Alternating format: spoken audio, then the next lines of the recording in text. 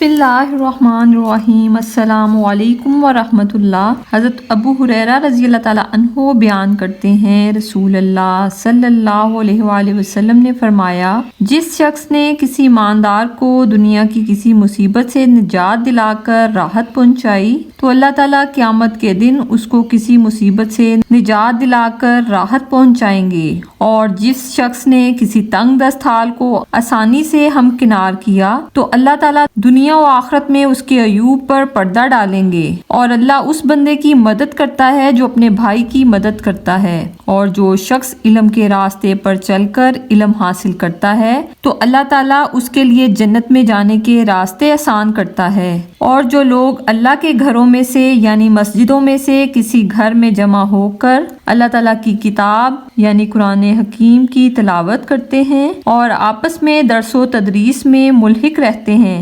یعنی مشغول رہتے ہیں، تو ان پر سکینت و طمانینت کا نزول ہوتا رہتا ہے، یعنی وہ پرسکون رہتے ہیں، رحمت الہی ان پر سایہ فگن رہتی ہے، اور فرشتے ان کا احاطہ کیے رہتے ہیں یعنی ان کو گھیر لیتے ہیں، اور اللہ تعالیٰ ان کا تذکرہ اپنے پاس یعنی فرشتوں میں کرتے ہیں، اور جس شخص کو اس کے عمل نے پیچھے کر دیا تو اس کا حسب و نسب اسے آگے نہیں کر سکے گا، یعنی ایمان اور عمل صالحین نجات کا ذریعہ اور جنت میں دخول کا سبب بنیں گے، نہ کہ کسی کا حسب و نسب۔ اللہ کریم ان باتوں پر عمل کرنے کی توفیق عنایت فرمائے، آمین۔